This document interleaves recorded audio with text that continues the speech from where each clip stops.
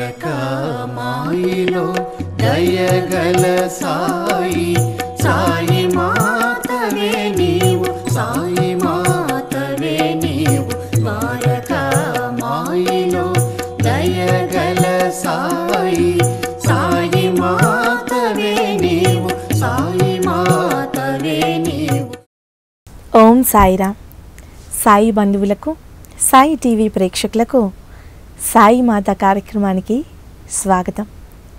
శ్రీ సాయి ఎంతో ప్రేమతో మనకిచ్చిన అభయ ఏకాదశ వాగ్దానాల గురించి మరికొంత లోతుగా మనందరికీ ఎవరి అనుభవాలు వారికి ఉన్నాయి, ఎవరి ఆలోచన ప్రకారం వారు ఆలోచించుకుంటూనే ఉంటాం. అయినా కూడా సాయినాథుడు ఇచ్చిన ప్రేరణతో ఒక సాయి బంధువు బాబాగారి గురించి ఏదైనా చెబుతూ ఉంటే మనకది ఒక సత్సంగంగా భావించి బాబాగారు వారితో ఏం చెప్పిస్తున్నారు అని విని నిజంగా మనం తెలుసుకునే ప్రయత్నం చేస్తాం. ఇలా బాబాగారి సత్సంగాలు మనకి ఎవరికి వారు వీలైనంత వరకు మనం చేసుకుంటూ ఉండాలి. అలా ఒక చిన్న ప్రయత్నం నాకు తోచింది. బాబాగారు ఇచ్చిన ప్రేరణ చేత అభయ ఏకాదశ వాగ్దానాల గురించి తెలుసుకునే ప్రయత్నం సాయినాథుని ఆశీస్సులతో చేస్తున్నాం. మొదటి వాగ్దానం గురించి మనం మాట్లాడుకుంటున్నాం. నిజంగా అభయ వాగ్దానమే బాబాగారు ఇచ్చింది. షిరిడి నేలపై ఎవరైతే అడుగు పెడతారో వారి సర్వ అపాయాలు తొలగిపోతాయి. ఎప్పుడు? వెంటనే. షిరిడి అనే మాటకి అర్థం మనం నిన్నటి భాగంలో తెలుసుకున్నాం. అంటే శిలది అనే మాట రాను రాను కాలంలో షిరిడీగా మారింది. శిలది అనే మాటకి అర్థం జ్ఞానానికి నెలవైన ఒక కొండ. కొండ అంటే ప్రశాంతత, పవిత్రత, బలం, ఇలాంటివన్నీ. ఇక గిరికి, కొండ లేదా గిరికి ఉన్న పవిత్రత మనందరికీ తెలుసు.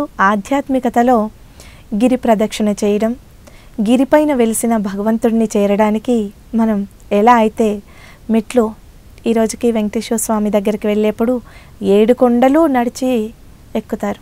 ఎక్కడైనా సరే కొండలు ఉన్న దగ్గర కదా. ఎక్కడో కొన్ని చోట్ల వసతులు ఉన్నా సరే, ఎన్ని రకాల వసతులు ఉన్నా నడిచి మన కాళ్ళతో మనం మెట్లెక్కి స్వామిని లేదా అమ్మవారిని దర్శించుకోవాలని తాపత్రయపడుతూ ఉంటాం. అలాగే అరుణాచలం గిరి ప్రదక్షిణ కూడా 14 కిలోమీటర్లు వస్తుంది. అయినా సరే మెల్లగా నిదానంగా ప్రదక్షిణ చేస్తూ ఉంటాం. గిరి ప్రదక్షిణ చేసినప్పుడు మనకు కలిగే పవిత్రత, వచ్చే శక్తి ఎవరికి వారు అనుభవిస్తేనే తెలుస్తుంది. మన కంటికి కనిపించని అంతటి పవిత్రమైన గిరి, పేరులోనే శిలది, పేరులోనే ఈ పవిత్రత శక్తి అంతా నిండి ఉన్న ఒక శక్తివంతమైన గ్రామము. ఈ సృష్టినంతా నడిపించే పరమాత్మ నడయాడిన పవిత్ర నేల షిరిడి. ఎప్పుడైతే మనం పుణ్యక్షేత్రంలో మన పాదం మోపుతామో, పుణ్యక్షేత్రము నిజంగా మరి భగవంతుడు కొలువుదీరిన క్షేత్రాన్ని పుణ్యక్షేత్రమే కదా అవుతుంది. బాబాగారు పరబ్రహ్మ స్వరూపుడు. అలాంటి శ్రీ సాయినాథుడు అణువణువున నిండి ఉన్నా సరే, సాయినాథుని పరమ పవిత్ర పాదము మోపిన షిరిడీ క్షేత్రంపై, షిరిడీ క్షేత్ర నేలపై ఎప్పుడైతే మనం పాదం అడుగు పెడతామో అప్పుడే మన సర్వ అపాయాలు తొలగిపోతాయి. అంటే షిరిడీ చేరడంతో మన అసలు ప్రయాణం మొదలవుతుంది. అయితే ఒక్కసారి షిరిడీ వెళ్ళి రాగానే మన సర్వ అపాయాలు తొలగిపోతాయా? మనం చాలామంది చెప్పేస్తాం. నిజంగా నిజాయితీగా చెప్పుకోవాలి, అప్పటికి ఆ ఒక్క కోరిక తీరుతుందేమో. మళ్ళీ మళ్ళీ సమస్యలు, ఏదో ఒక ప్రాబ్లం వస్తూనే ఉంటుంది. అయితే మరి బాబాగారు ఇచ్చిన వాగ్దానంలో దోషం ఉందా? బాబాగారు ఎప్పుడైనా అసత్యం పలుకుతారా? ఎన్నడూ బాబాగారు అసత్యం పలకరు. బాబాగారు చెప్పే మాటల్లో ఎలాంటి దోషము ఉండదు. కాకపోతే దాన్ని అర్థం చేసుకొని ఆచరించే స్థాయి మనకి ఉండదు. అందుకని బాబాగారు ఎంతో అంతరార్థం ఉండేలాగా, ఎంతో అర్థవంతమైన మాటలు, లోతైన మాటలు, ఉండేలాగా బాబా ఎవరు? పరబ్రహ్మ ఈ సృష్టిని నడిపించే విధాత. బాబా గారు ఇచ్చిన వాగ్దానంలో ఖచ్చితంగా దానం చేశారు మనకి. బాబా వాక్కుని అర్థం ఉంటుంది, ఆశీర్వచనము ఉంటుంది. భగవంతుడి ఆలోచనలు వాక్ దానంలో మనకు అర్థమైపోయేంత లోతే ఉంటుందా? లేదా ఇప్పుడు మనం మాట్లాడుకునేంత లోతే కాదు, ఇంకా ఎంతో అర్థం ఉంటుంది. అయినా కూడా కొద్దిగా సముద్రంలో ఒక నీటి బొట్టులో అణువంతా మనం తెలుసుకునే ప్రయత్నం చేద్దాం. షిరిడీ నేలపై అడుగు పెట్టడం అంటే ఏదో బస్సులోనో రైల్లోనో లేదా మన వెహికల్లోనో వెళ్ళిపోయి గబగబా ఎలా వీలైతే అలా త్వరగా టికెట్ తీసుకోనో లేదా రికమెండ్ చేయించుకోనో బాబాగారి దర్శనం చేసుకొని వచ్చేయడం. వీలైతే ఇవాళ రేపు నేను కూడా చూస్తున్నాను, వెళ్ళే చాలామంది చూస్తూనే ఉంటారు, ద్వారకామాయి ముందు నిల్చొని ఒక సెల్ఫీ దిగడం లేదా చావుడి ముందు దిగడం, నేను షిరిడీలో ఉన్నానని పోస్టింగ్లు పెట్టేయడం. ఇదే కదా మన షిరిడీ యాత్ర. చాలా వరకు ఇప్పుడు జరుగుతుంది, చేస్తారు పెద్దోళ్ళు చిన్నోళ్ళు అన్ని వయసుల వాళ్ళు చాలామంది చేస్తున్న పనే ఇది. అంత ఈజీ నా షిరిడీ నేలపై అడుగు పెట్టడము. అయితే ఒకటి మాత్రం మనకు అర్థమైనా కాకపోయినా నిజమేంటంటే, ఎవరికైతే బాబాగారి అనుగ్రహం ఉంటుందో వారికి షిరిడీ నేలపై అడుగుపెట్టే అర్హత, అదృష్టం దొరుకుతుంది. ఎంతోమంది మనం చూస్తూ ఉంటాం, టికెట్స్ తీసుకుంటారు కానీ వాళ్ళు వెళ్ళలేరు. కొందరు క్యాన్సిల్ చేస్తారు, కొందరు వారు తీసుకున్న టికెట్లతో ఇంకెవరినో పంపిస్తారు. అది బాబా వారితో చేపిస్తున్న సేవ. చాలా కొద్ది మందికి అలాంటి అదృష్టం దొరుకుతుంది. టికెట్ తీసుకున్నా నువ్వు వెళ్తావా అని అడగడం, అడిగి నిజంగా వాళ్ళని పంపించడం అలాంటిది. ఎవరికైతే పిలుపు వచ్చి ఉంటుందో వాళ్ళు మన బదులుగా వెళ్తారు, దర్శనం చేసుకొచ్చుకుంటారు. అయితే అంత మాత్రం చేత బాబాగారి అనుగ్రహం దొరుకుతుందా? తప్పకుండా దొరుకుతుంది. అయితే బాబాగారి సచ్చరిత్రలో అంటారు, మీరు అడిగిందల్లా ఇస్తూనే ఉంటాను, నన్ను ఆశ్రయించి ఎవరైతే అడుగుతారో ఏదైతే అడుగుతారో అదంతా ఇస్తూనే ఉంటాను. ఎప్పటి వరకు? బాబా అనుకున్నది మనం అడిగేంత వరకు. ఎప్పటి వరకు? అది మనం ఎప్పుడు అడుగుతాం? బహుశా మనకి 40 ఏళ్ళకి అడుగుతామా? మనకి 60 సంవత్సరాలు వచ్చేసరికి అడుగుతామా? బాబా ఏమనుకుంటున్నారో మనకి ఎలా తెలుస్తుంది? మనం ఏం అడగాలని అనుకుంటున్నారో, బాబా గారు మనకి ఏమి ఇవ్వాలనుకుంటున్నారో మనకి ఎలా తెలుస్తుంది? అసలు మనకు అది తెలియడానికి ఇంకా ఎన్ని జన్మలు ఎత్తారో. అలాగే షిరిడీ నేలపై అడుగు పెట్టడం అనే మాటకు అర్థం కూడా మనకి ఎన్ని జన్మలకు అర్థం కావాలో, ఎప్పటికీ తెలియాలో దాని అంతరార్థం కదా. కాబట్టి షిరిడీ నేలపై అడుగు పెట్టగానే సహజంగా మనం ఏ కోరికతో వెళ్తామో ఆ కోరికలు నెరవేరిపోతాయి. సో అప్పటికి హ్యాపీగా వచ్చేస్తాం. ఆ కోరిక తీరిపోయింది కాబట్టి బాబా మీద సహజంగానే మనకి ఒక ప్రేమ, విశ్వాసం ఉంటుంది, భరోసా ఉంటుంది. ఇంతవరకు ఓకే. అయితే ఇంకా లోతైన అర్థం ఏంటి? మనం ఎక్కడికైనా పుణ్యక్షేత్రానికి లేదా మందిరానికి వెళ్ళినప్పుడు ఏం చేస్తాం? కాళ్ళు కడుక్కొని మన కాళ్ళు గుడి లోపల పెట్టేటప్పుడు లేదా ప్రాంగణం లోపల పెట్టేటప్పుడు మొదటగా గడప దాటేటప్పుడు గడపకు కూడా నమస్కారం చేసి మన పాదం అవతల వైపు వేస్తాం ఒక అడుగు. అలాగే షిరిడీ నేలపై బాబా భక్తులకి షిరిడీయే స్వర్గం, మన శరీరంతో ప్రవేశించే స్వర్గం. అంత ప్రేమతో అంత ఆర్తితో వెళ్ళగలిగే వాళ్ళు నిజాయితీగా ఒప్పుకోవాలి. చాలా తక్కువ మంది, ఎక్కడో ప్రతిరోజు కొన్ని లక్షల మంది వస్తారు, లక్షల మందిలో కొద్దిమంది మాత్రమే ఉంటారు. ఎలా? బాబా నువ్వు ఇప్పటి వరకు ఏదైతే ఇచ్చావో దాంతో నేను పూర్తి సంతోషంతో ఉన్నాను, తృప్తిగా ఉన్నాను, మరొక్కసారి నీ దర్శనం చేసుకొని వెళ్ళాలని వచ్చాను బాబా, ఎప్పటికీ నీ ఆశీస్సులు ఇలాగే ఉంచు, నీ కరుణ ఇలాగే ఉండని బాబా అని ఆర్తితో అడగడానికి వచ్చేవారు చాలా కొద్ది మంది మాత్రమే ఉంటారు. అయితే మనందరికీ తెలిసి కానీ తెలియక కానీ జరిగేది ఏంటంటే, మనం తర్వాత కూడా గమనిస్తాం, ఆ పవిత్రమైన షిరిడీ నేలపై మనం అడుగు పెట్టగానే మన మనసుకి వెంటనే శాంతి దొరుకుతుంది. బాబాగారి దర్శనం మన కర్మేంద్రియాలు, మనం ఇంతకుముందు చెప్పుకున్నాం నిన్నటి భాగంలో, కళ్ళు, చెవులు, ముక్కు అంటే వాసన చూడడం, దృష్టి కళ్ళతో చూడడం, వినడం, స్పర్శించడం, ఇలా మన కర్మేంద్రియాలు జ్ఞానేంద్రియాలు ఎప్పుడైతే షిరిడి నేలపై మనం పాదం మోపుతామో అప్పుడే అవి చేతనమవుతాయి. మనకు తెలియకుండానే ప్రశాంతత దొరుకుతుంది. బాబాని చూడడంతోనే కర్మేంద్రియాలు వాటంతటికవి మన అంతఃకరణ పని చేయడం మొదలు పెడుతుంది. చాలామంది మనం పట్టించుకోము. మన అంతరాత్మ ఒకటి చెప్తూ ఉంటుంది, మనం ఒకటి చేస్తూ ఉంటాం. మన బుద్ధి ఒకటి చెప్తుంది, అంతఃకరణలో భాగమే కదా బుద్ధి, చిత్తము, మనసు, అహంకారం ఇవన్నీ కూడా. సో పరిస్థితులను బట్టి మన అంతఃకరణ బయట, మనం షిరిడీకి బయట ఉన్నప్పుడు మన పరిస్థితులను బట్టి మన అంతఃకరణ చెప్పేదొకటి, మనం చేసేదొకటి. కానీ షిరిడీకి వెళ్ళగానే అంతఃకరణ దానంతటికి అది చేతనమవుతుంది. మనం ఏదో కోరిక అడగాలి బాబాని చూడగానే అని అనుకుంటాం. లేదు, ఏ కోరిక లేదు. వెళ్ళగానే మన అదృష్టం కొద్దీ అంతఃకరణ పూర్తిగా చేతనమైతే మనం ఏ కోరిక కోరం.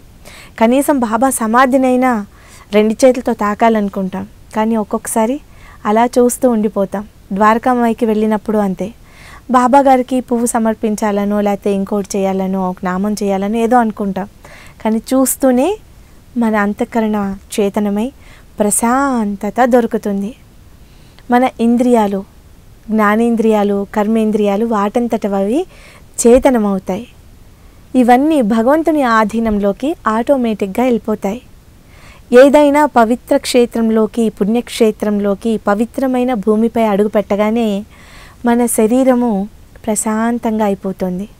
మనకు అప్పటి వరకు ఉన్న నొప్పులు, బాధలు తొలగిపోతాయి. తలనొప్పి ఉంటే తలనొప్పి తగ్గిపోతుంది, వెన్ను నొప్పి ఉంటే వెన్ను నొప్పి తగ్గిపోతుంది, మోకాళ్ళ నొప్పులు, నడు నొప్పి, కాళ్ళ నొప్పులు, చేతుల నొప్పులు అన్నీ పోతాయి. మనసు ప్రశాంతంగా అయిపోతుంది మనకు తెలియకుండానే. అప్పటి వరకు ఏదో టెన్షన్లో ఉంటాం. ఈ పని అవుతుందా, లేకపోతే వీళ్ళు మనల్ని ఇలా బాధ పెడుతున్నారు, ఎలా మనం ఈ సమస్య నుంచి బయటపడాలి, లేకపోతే ఈ ఉద్యోగం వస్తుందా, ఆ పని అవుతుందా, ఇవన్నీ ఆటోమేటిక్గా మనం మర్చిపోవాలి అని ఏ ప్రయత్నం చేయకుండానే ఈ సమస్యలన్నింటినీ, లౌకికమైన ఆలోచనలు, సమస్యలన్నింటినీ మనము షిరిడి క్షేత్రానికి బయట ఉన్నప్పుడు, ఈవెన్ బస్సులో కూడా మనం అనుకుంటూ ఉంటాం, ప్రయాణంలో, రైల్లోనో బస్సులోనో, మొత్తానికి ప్రయాణంలో షిరిడి వెళ్ళి బాబాని ఈ కోరిక తీర్చు బాబా అని మనం ఎలా అయినా అడగాలి, అలా ఇలా ఎలా అలా కదా ఎన్నోసార్లు అనుకుంటాం, ఎంతో రిహార్సల్స్ లాగా చేసుకుంటాం. కానీ ఇవి ఏమీ మనకి గుర్తు లేకుండా, కష్టాలు అనేవి మనకు గుర్తుంటాయి కదా బాబాని అడిగేది. ఎప్పుడైతే షిరిడి నేలపై అడుగు పెడతామో ఆటోమేటిక్గా ఆ పవిత్రమైన షిరిడి నేలపై అడుగు పెట్టగానే మన కర్మేంద్రియాలు, జ్ఞానేంద్రియాలు, అంతఃకరణం చేతనం అవడం వల్ల మన లౌకికమైన బాధలు అనేవి మనం ఆటోమేటిక్గా మనకు గుర్తు రాకుండానే మర్చిపోతాం. సాయినాథుడినే స్మరిస్తూ ఉంటాం, సాయిని చూసి ఆనందిస్తూ ఉంటాం. ఇంకా మనకు తెలియకుండానే అసలు బాబా రూపాన్ని చూడడమే ఒక సాధన. ఇంకా మనకు తెలియకుండానే సాయి నామం వింటూ ఉంటాం. ఎవరో ప్రదక్షిణ చేస్తున్నారో మనకు కూడా చేయాలనిపిస్తుంది. పవిత్రమైన గురుస్థానం చుట్టూ ప్రదక్షిణలు చేస్తాం, బాబాకి పుష్పం సమర్పిస్తాం, బాబా పేరు మీద అందరికీ మిఠాయిలు పెట్టుకుంటాం, పవిత్రమైన సాయినాథుని సచ్చరిత్ర పారాయణ చేస్తాం కదా. ఇలాంటివన్నీ ఇంకా మంచి మంచి పనులు మనకు తెలియకుండానే చేసేస్తూ ఉంటాం. చాలా చిన్నగా మనం అర్థం చేసుకున్నా సరే, సో షిరిడి నేలపై అడుగు పెట్టగానే మన మనసు, బుద్ధి ఇవన్నీ మన జీవితంలో ఒక చిన్న మార్పు అనేది మనం స్టార్ట్ అయిపోతుంది. దీన్ని మనం అక్కడి నుంచి మన జీవితం ప్రారంభించుకొని మన రోజువారీ దైనందిక జీవితంలో దీన్ని అప్లికబుల్ చేసుకునే ప్రయత్నం చేసినప్పుడు బాబా గారు ఇచ్చిన అభయ వాగ్దానం మనకి వర్తిస్తుంది. అంతేగాని మన షిరిడి వెళ్ళినప్పుడు బాగుంటుంది, హారతికి అటెండ్ అవుతాం, పారాయణ చేసుకుంటాం, హారతికి అటెండ్ అయినప్పుడు ఎంత ప్రేమతో ఉంటాం. నిజంగా సమాధి మందిరంలో జరిగే హారతి, షిరిడీలో ప్రతి ప్రదేశం పవిత్రమైంది, అందులో ద్వారకామై అందరికీ ఇష్టమైన ప్రదేశం.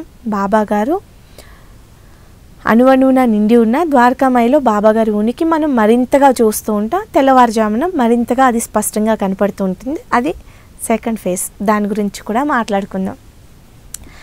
సో సమాధి మందిరంలో ముఖ్యంగా హారతి జరిగేప్పుడు కలిగే వైబ్రేషన్స్, దొరికే ప్రశాంతత మనల్ని ఎంతగా సంతోషపెడుతుంది, ఎంత మైమర్పింపజేస్తుంది. ఎంతమంది మనము ఆ సంతోషాన్ని ఇంటికి తెచ్చుకొని బాబా గారికి ప్రతిరోజు కనీసం 1-2 హారతులు ఇచ్చుకుంటాం.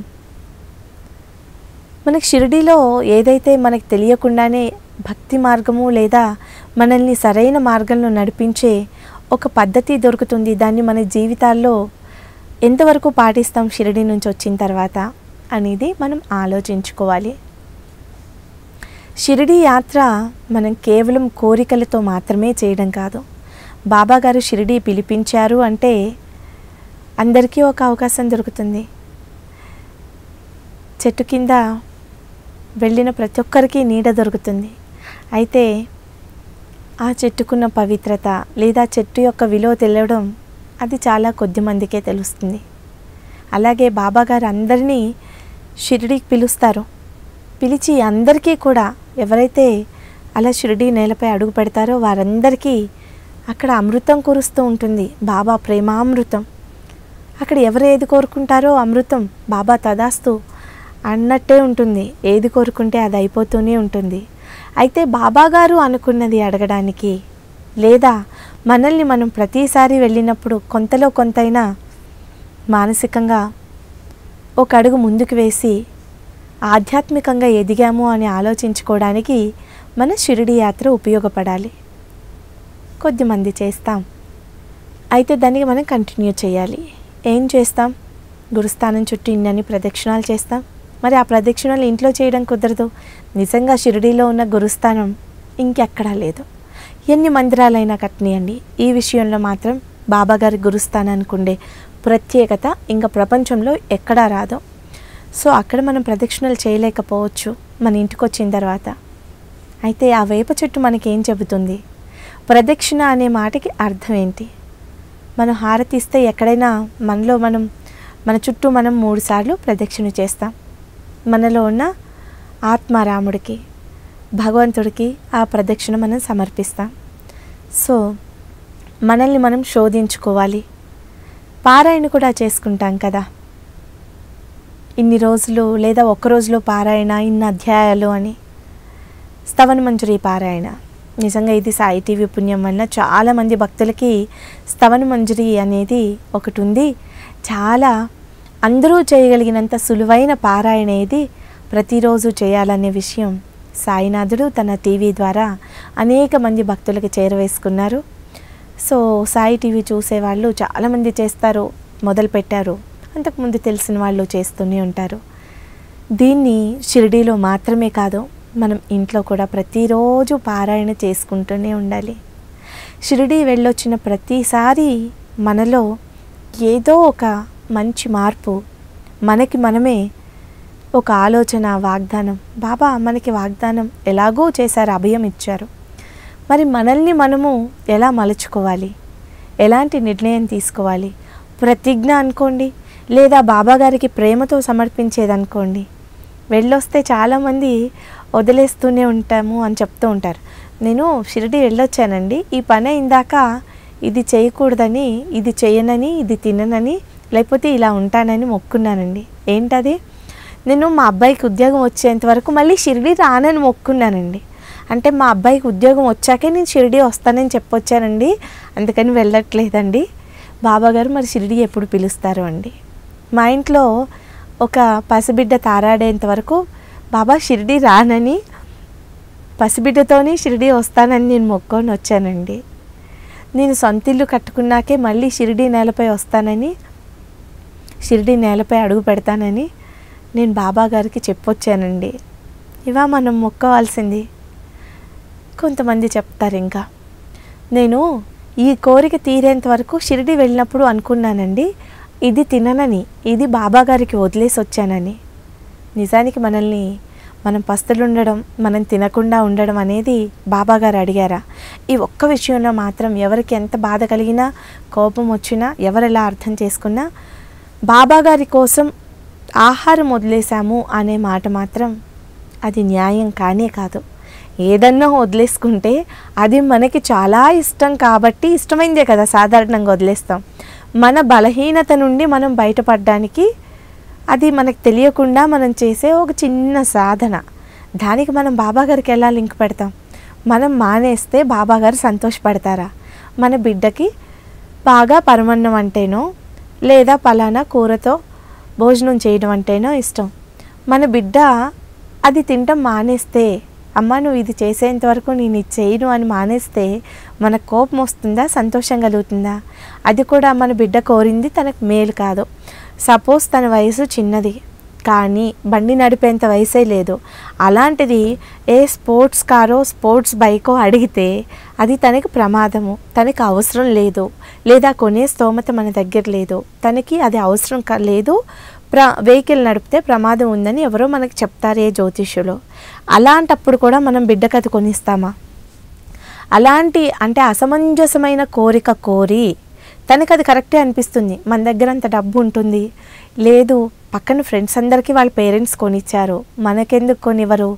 బిడ్డకు అది న్యాయమే అనిపిస్తుంది. నువ్వు ఇది కొనిచ్చిందాక లేదా నువ్వు నాకు ఈ కోరిక తీర్చేంత వరకు నేను ఇది తినను అని బిడ్డ వదిలేస్తే మనకు కోపం వస్తుందా, సంతోషం కలుగుతుందా? బిడ్డ అది తినట్లేదు అని మనం ఆ కోరిక తీరుస్తామా? తనకి అది మేలు చేయదు అని తెలిసి. సో తిండిని వదిలేసామనే విషయం మాత్రం ఎంత మాత్రం న్యాయం కాదు. దాని బదులు నిజంగా ఇలానే చేయండి. నేను ఎప్పుడు ఎన్నోసార్లు అంటూ ఉంటాను, మనకి ఇష్టమైంది మన కోసమే మనం మన బలహీనతని అధిగమించడానికి మన కోసమే మనం వదిలేసుకొని దాన్ని మనకి ఇష్టమైన దాన్ని మన ఇంద్రియాలని మనం నిగ్రహించుకొని ఏమాత్రం మమకారము ఆపేక్ష లేకుండా సంతోషంగా ఎదుటి వాళ్ళకి ఇవ్వడం, అది చేయండి. ఎదుటి వాళ్ళు సంతోషపడతారు చూసారా, అది బాబా బ్లెస్సింగ్స్ ఇస్తుంది. సో షిరిడీ వెళ్ళినప్పుడు, షిరిడీ నేలపై అడుగు పెట్టినప్పుడు మనం కోరుకోవాల్సింది ఏంటి, లేదా మనం నేర్చుకోవాల్సింది ఏంటి? ఇది మనం వదిలేసాము అనేది కాదు. మనం ఏదైనా వదిలిపెట్టినా, ఏదైనా నేర్చుకున్నా ఏది మన ఆధ్యాత్మికతకి, మానవ జీవితానికి ఉపయోగపడేది అరిషడ్వర్గాలు అంటారు, లేదా లౌకికమైన వ్యామోహాలు. మనకేదో బాగా ఎదుటి వాళ్ళు ఏదైనా మాట్లాడుకుంటుంటే మనకు తెలియకుండానే ఆలకిస్తూ ఉంటాం. తెలియకుండానే మనకు అసలు అనవసరమైన విషయాలు. ఎవరో కొత్త వాళ్ళు కనిపించగానే గుడిలో అయినా సరే, నేను చాలామందిని ఆఫీస్కి వచ్చిన ఎవరైనా డివోటీస్ లేదా బయట ఎక్కడన్నా సత్సంగం అయినప్పుడు లేదా కొంతమందిని చూస్తూ ఉంటాను. నా వరకు నాకు ఇది బాబా ఇచ్చిన బుద్ధి, బాబాకి ఎప్పటికీ రుణపడి ఉంటాను. వ్యక్తిగత విషయాలు మనకు అనవసరం. ఇది చాలా లౌకికమైన వ్యవహారం. ఎవరి వ్యక్తిగత వ్యవహారాలు మనకి ఎందుకబ్బా? వాళ్ళ కుటుంబంలో ఎంతమంది ఉంటే మనకేంటి, వాళ్ళు ఏం చేస్తే మనకేంటి, వాళ్ళకి ఎంత జీతాలు వస్తే మనకేంటి, వాళ్ళ ఇన్కమ్ ఎంతైతే మనకేంటి? వాళ్ళు బాబా మనకి పరిచయం చేశారు. చేతనైతే మామూలుగా బాగున్నారా, వాళ్ళు ఏదైనా సహాయం అడిగితే చేయడం, లేదంటే ఒక చిరునవ్వు, అంతవరకే కదా. లేదా వాళ్ళు ఏదైనా మంచి పని చేస్తున్నారు, మనకి చేతనైతే మనం కలుస్తాం, అంతవరకే ఉండాలి. మనకి ఇలాంటి బలహీనత ఏదైనా ఉందా? ఎవరైనా ఇలాంటి బలహీనత ఉంటే షిరిడీ వెళ్ళినప్పుడు ఇలా చిన్న చిన్న విషయాలే మనం గమనించుకోవాల్సింది. మన ఆధ్యాత్మిక సాధన అనేది షిరిడీ వెళ్ళినప్పటి నుంచి, షిరిడీ అనే పవిత్రమైన క్షేత్రంలో పాదం మోపినప్పటి నుంచి మనం మొదలు పెట్టుకోవాలి. వెళ్ళిన ప్రతిసారి ఇలాంటి బలహీనతలు, అరిషడ్వర్గాల్లో ఏదో ఒకటి. అబ్బా, అరిషడ్వర్గాల గురించి మనం మాట్లాడుకుంటే చాలా చాలా పెద్ద టాపిక్, అది ఎప్పటికీ ఎండ్ అవ్వదు. వాటి గురించి కూడా మాట్లాడుకుందాం. ఇది చాలా చిన్న విషయాలు లౌకికమైనవి అనేది కాబట్టి ఫర్ ఎగ్జాంపుల్ చెప్పాను. ఎవరి వ్యక్తిగత విషయాల గురించి తెలుసుకోవాలనుకునే ఆసక్తిని మనం వదిలేయడం. ఎవరైనా కలిసారా, ఒక చిన్న చిరునవ్వు, వాళ్ళు ఎవరికైనా ఒక 5 కిలోలు ఏదైనా పంచుతున్నారా, మనం కూడా ఇది కూడా పంచండి. మనమే పంచాలని మనం కూడా పంచుదాం వాళ్ళని చూసి అనుకొని పంచారా మంచిదే, కానీ అది పోటీ కాకుండా వాళ్ళు ఒక ప్రదేశంలో చేస్తున్నారు, మనం ఇంకెక్కడో చేయొచ్చు. ఆదర్శంగానో ఇన్స్పిరేషన్గానో తీసుకోవడం వేరు, లేదా వాళ్ళతో కలిసి చేయడం వేరు. ఎప్పుడైనా ఒకరికొకరు కలవడం అనేది చాలా మంచి విషయం. సో ఇలాంటి లౌకికమైన బలహీనతలు వదిలేసుకుంటూ ఆధ్యాత్మిక పరంగా మనల్ని మనం ఎదుగుదల చేసుకునే ఒక ప్రయత్నం చేయడం అనేది మనం షిరిడీ నేలపై నుంచి మొదలు పెట్టుకోవాలి. ఇదే విషయం గురించి మరింత లోతుగా మనం రేపటి భాగంలో మాట్లాడుకుందాం. మరి ఇంత చక్కటి ప్రేరణ ఇచ్చిన సాయినాథుడికి, ఈ అవకాశాన్ని మనకు కలిగించిన సాయినాథుని సాయి టీవీకి ధన్యవాదాలు తెలియజేసుకుంటూ మళ్ళీ కలుసుకుందాం. ఓం సాయిరామ్. మాయిలో దయగల సాయి, సాయి మాతవే నీవు, సాయి మాతవే నీవు.